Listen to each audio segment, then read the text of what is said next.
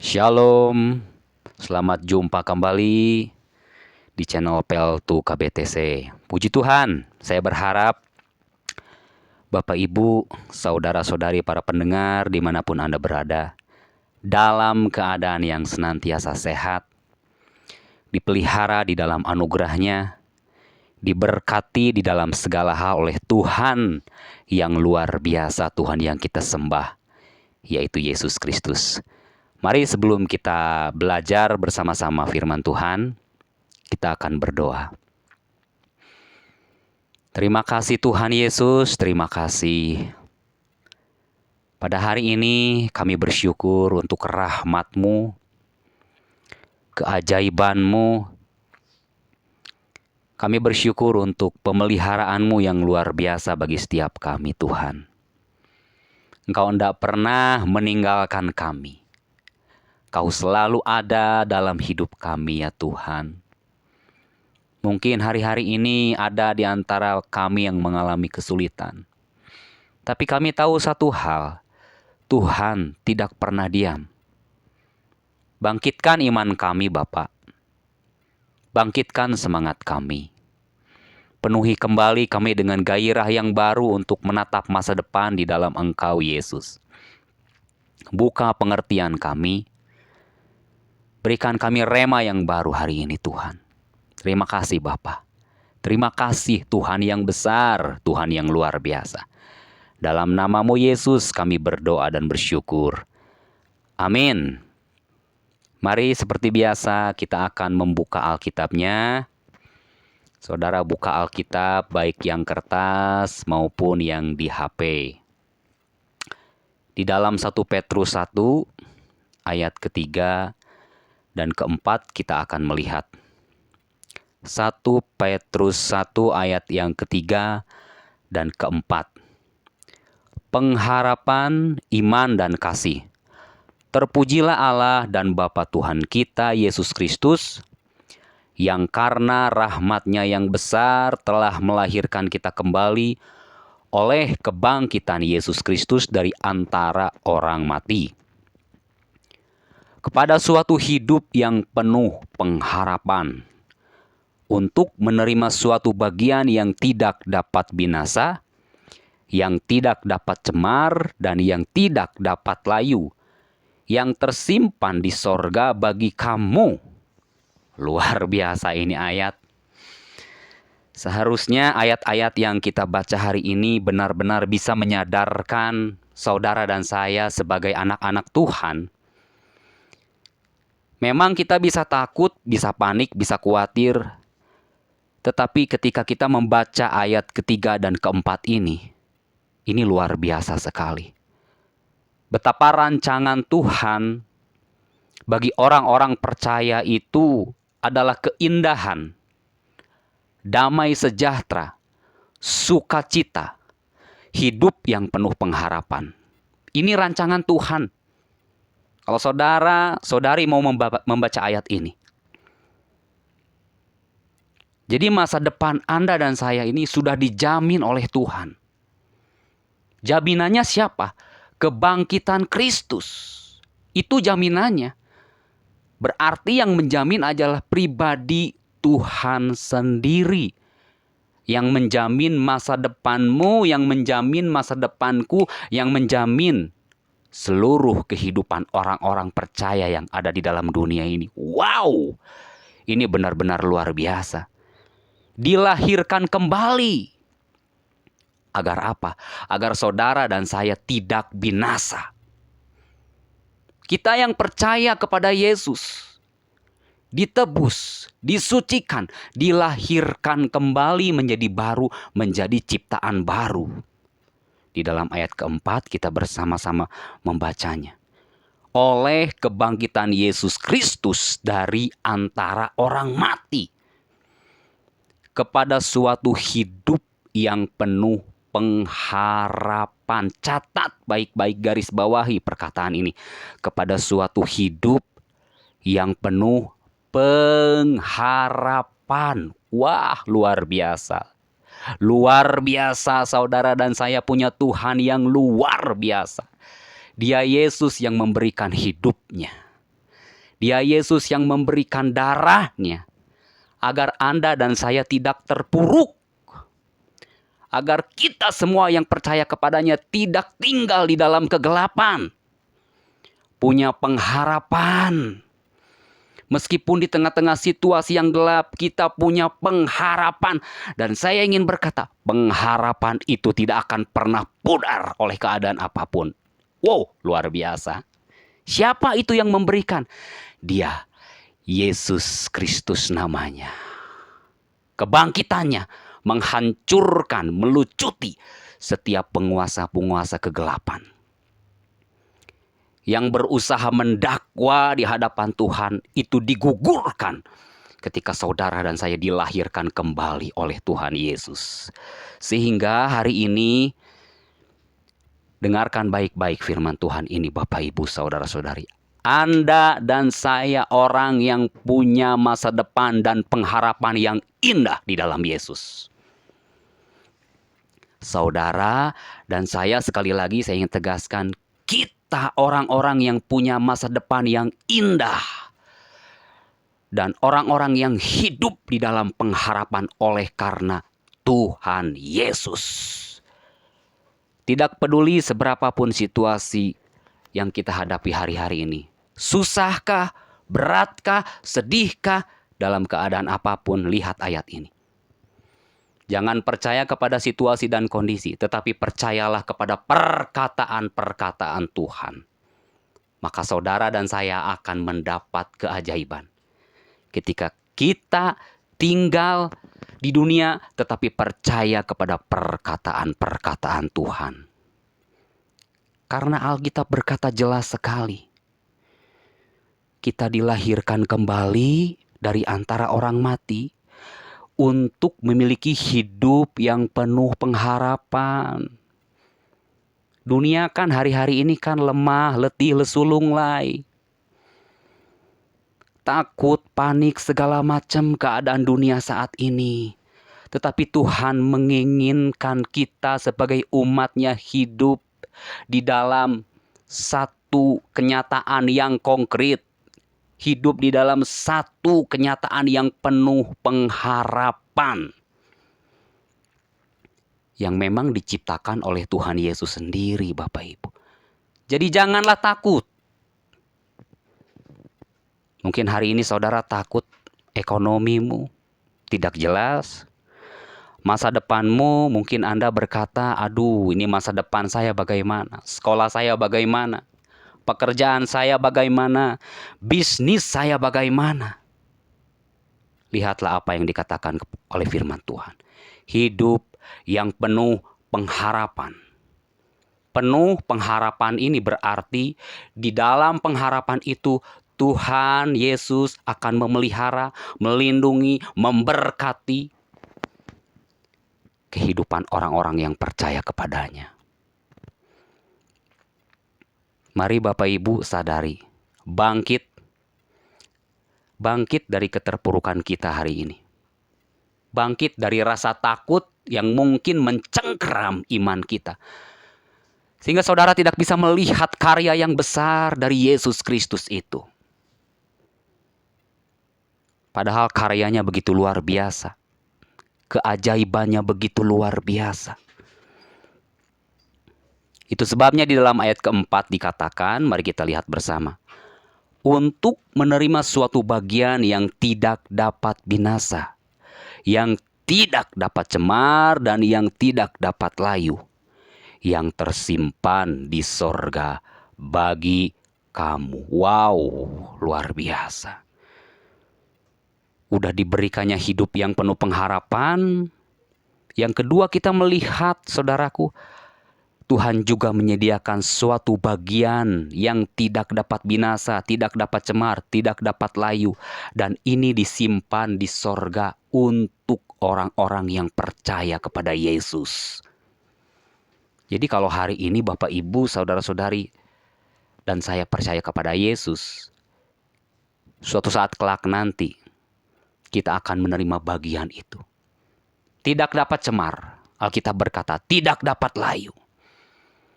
tidak dapat dibinasakan, dan ini disimpan di sorga untuk kita semuanya.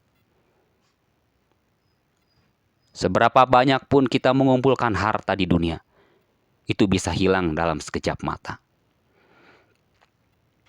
Seberapapun hari ini, mungkin rumahmu besar, mobilmu banyak, di dunia tidak ada yang kekal, saudaraku. Ingat itu, di dunia tidak ada yang kekal.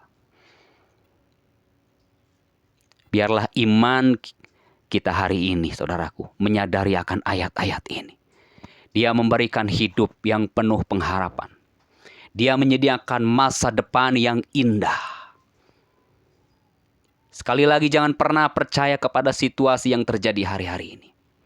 Meskipun memang hari ini saudara dan saya hidup di dalam dunia, tapi ingat, saudara dan saya harus hidup di dalam kerajaan Allah.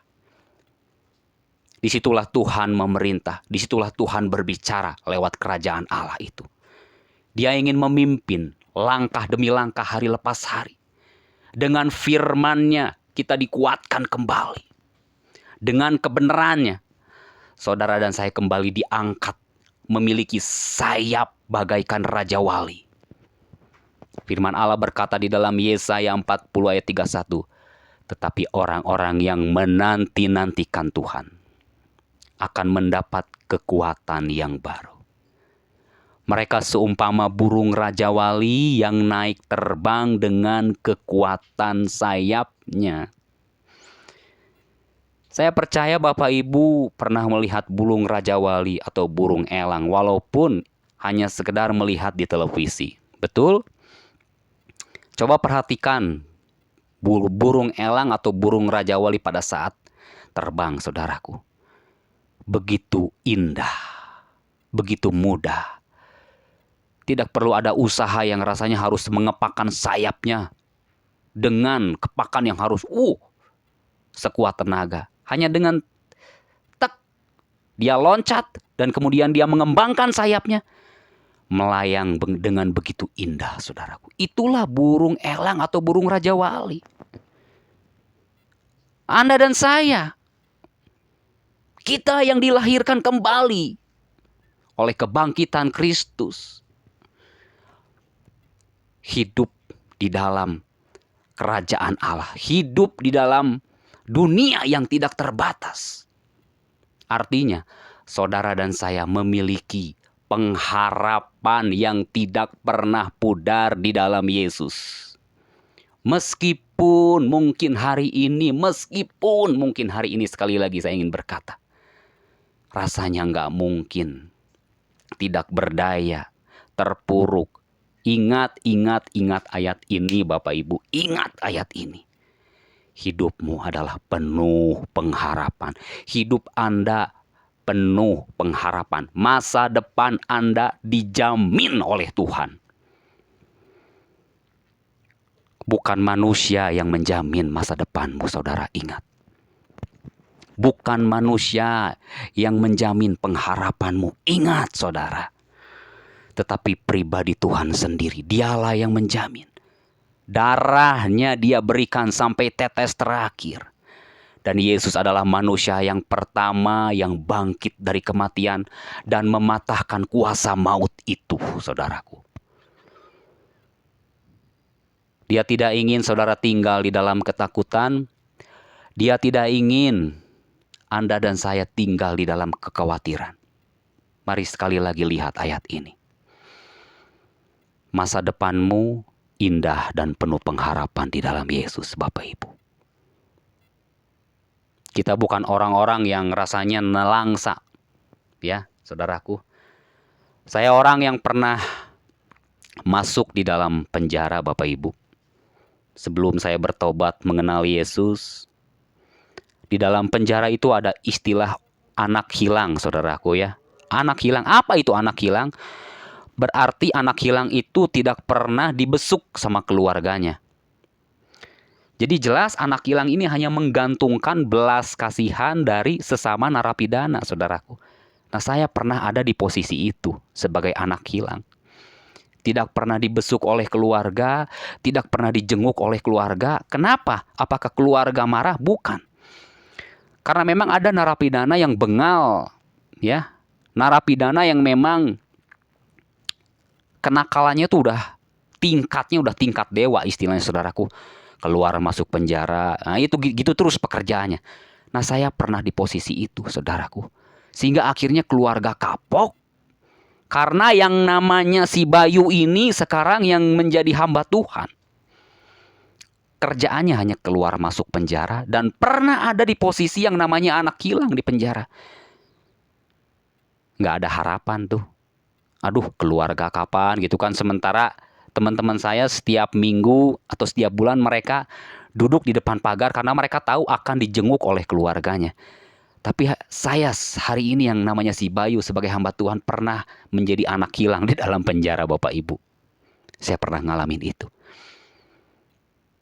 Nah, saya ingin mengatakan kepada Anda, Bapak Ibu, dimanapun berada. Tuhan tidak ingin posisimu menjadi seperti anak hilang. Sengsara rasanya, nelangsa. Oh tidak, Dia ingin memberikan yang terbaik dalam hidupmu. Dia ingin memberikan yang terindah.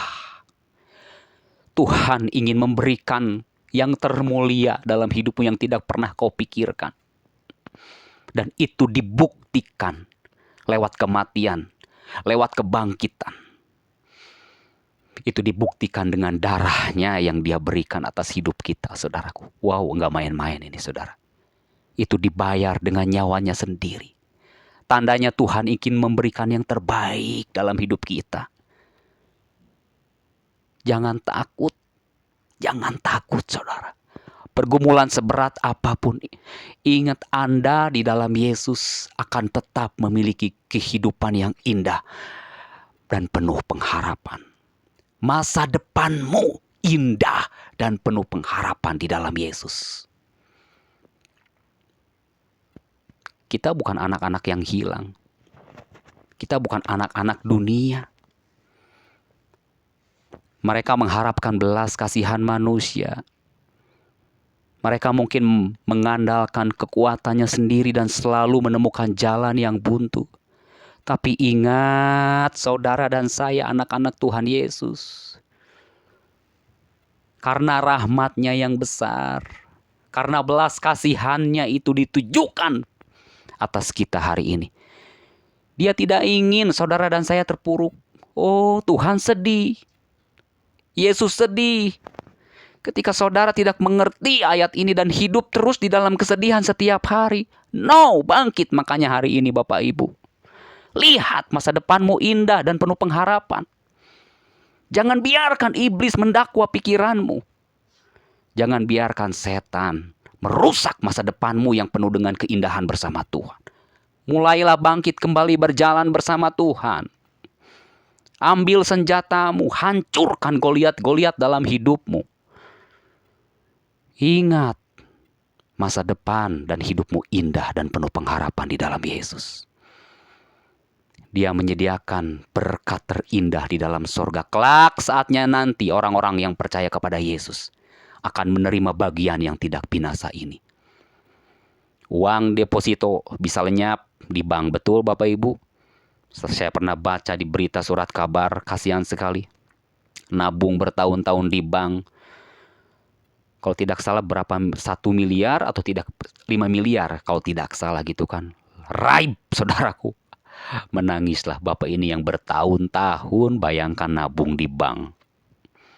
Nah itulah kondisi dunia. Tidak ada yang kekal. Ternyata setelah diselidiki, tellernya sendiri saudaraku yang jadi maling uangnya ini saudaraku. Aduh, saya bacanya kasihan si bapak ini, nangis saudaraku.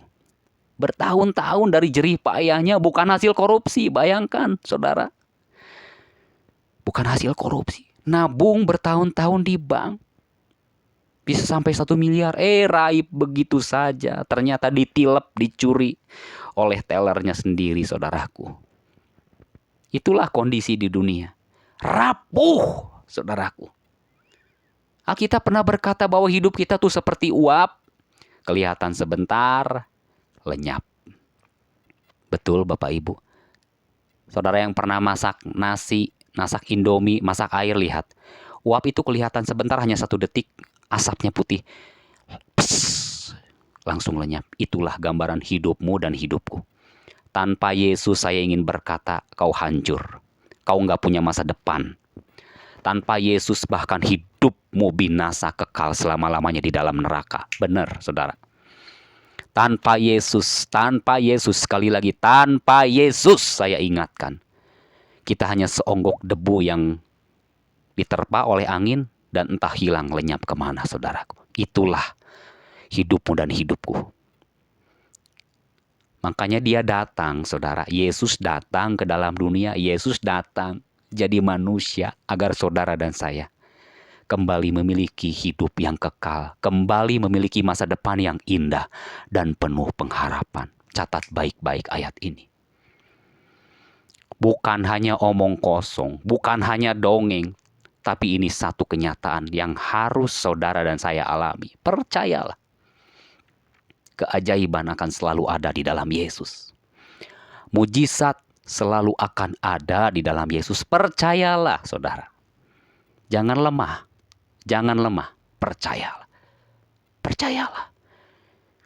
Dia selalu ada, dia selalu hadir. Saya ingat pujian yang dinyanyikan oleh artis Roni Sianturi. Kau selalu ada dengan cintamu, menyentuh hatiku, menyelamatkanku. Ketika saya mendengar pujian ini, benar. Suami bisa meninggalkan, istri bisa meninggalkan, anak bisa meninggalkan. Bahkan siapapun manusia yang rasanya hebat kau andalkan bisa meninggalkan. Tetapi Tuhan Yesus dengan cintanya selalu ada. Tuhan Yesus dengan kasihnya selalu ada, saudara. Jangan gentar, jangan takut. Hadapi hidup dan kenyataan ini bersama Yesus, seberapa pahit pun mungkin yang hari ini kita hadapi. Jangan mundur, jangan lihat ke belakang, saudara. Pandanglah salib itu. Lihatlah apa yang sudah Tuhan lakukan dalam hidupmu. Dia terlalu baik. Sangat-sangat mencintai saudara dan saya. Dan cintanya itu benar-benar unlimited. Cinta Yesus itu unconditional, saudaraku. Tanpa syarat, dia mengasihi saudara dan saya. Agar kita dipindahkan dari hidup yang gelap kepada terang yang ajaib. Jadi orang-orang yang percaya kepada Yesus hidupnya tidak akan pernah meraba-raba. Jelas, dia punya tuntunan setiap hari. Dia punya harapan hari lepas hari. Orang yang percaya sungguh-sungguh kepada Yesus dan mengerti ayat ini akan selalu merasakan, mengalami dalam hidupnya. Tuhan itu tidak pernah meninggalkan dengan cintanya yang unlimited, saudaraku. Mari Bapak, Ibu, saudara-saudari, andalkan Tuhan, percayalah kepada Tuhan. Teruslah berdoa dan berharap kepadanya. Karena rahmat-Nya yang besar itu telah menjadikan kita ciptaan yang baru. Agar kita memiliki masa depan yang indah dan penuh pengharapan di dalam Yesus. Dan agar saudara dan saya punya bagian yang tidak dapat layu, tidak dapat cemar, tidak dapat binasa. Bayangkan, harta apa, saudaraku? Orang yang punya mobil semahal apapun hari ini, saudara, itu mobil bisa hancur. Mungkin punya rumah di dalam bunker bermeter-meter bisa hancur kena gempa. Tapi janji Allah kepada kita hari ini, saudara, di dalam ayat keempat ini, agar kita mendapat bagian. Yang pertama, tidak dapat binasa. Waduh, tidak dapat cemar, tidak dapat layu, dan itu tersimpan di sorga buat Anda dan saya. Siapa yang memberikannya? Yesus. Dan inilah yang diberikan Tuhan untuk kita semua, saudaraku. Pandang Yesus, ingat Yesus, berharap pada Yesus, jangan tinggalkan Yesus. Amin. Mari kita berdoa. Makasih Tuhan. Terima kasih Tuhan. Hidup-Mu tanpa kami bukan tidak berarti lagi Bapa, tetapi hidup kami tanpa Yesus hancur, hancur, dan hancur. Hidup kami tanpa Yesus binasa. Itu sudah jelas Bapa. Dan firman-Mu berkata bahwa Engkau sudah melahirkan kami kembali dari antara orang mati, agar kami memiliki hidup yang penuh pengharapan, masa depan yang indah. Wow Tuhan, kami bersyukur Bapa. Kami berterima kasih Tuhan Yesus. Terima kasih Bapa, terima kasih. Terus tuntun kami dengan tangan-Mu yang perkasa itu Tuhan. Hari ini mungkin Bapa, banyak para pendengar yang mengalami kesulitan dan pergumulan. Bangkitkan iman mereka dalam nama Yesus, bahwa mereka tetap memiliki masa depan yang indah dan penuh pengharapan di dalam Yesus. Terima kasih Tuhan. Segala ikatan setan aku patahkan demi nama Tuhan Yesus. Dakwaan-Mu aku patahkan dalam nama Yesus. Terlepas daripada setiap para pendengar. Buka iman mereka, buka pengertian mereka Bapa. Yang lemah Tuhan bangkitkan, yang sakit Tuhan sembuhkan hari ini dalam nama Yesus. Terima kasih ya Tuhan, terima kasih Bapa. Kau yang layak dipuji, Kau yang layak disembah, Kau yang layak diagungkan, yang maha besar, yang maha kudus, yang awal dan yang akhir. Terima kasih Bapa, terima kasih Tuhan. Bagi-Mu pujian, hormat, kemuliaan untuk selama-lamanya. Amin, amin. Tuhan Yesus memberkati Bapak, Ibu, saudara-saudari. Jika Anda memang merasa terberkati dengan channel ini, silahkan like, subscribe, atau share kepada teman-temanmu, rekan-rekanmu. Shalom, Tuhan Yesus memberkati kita semuanya. Amin.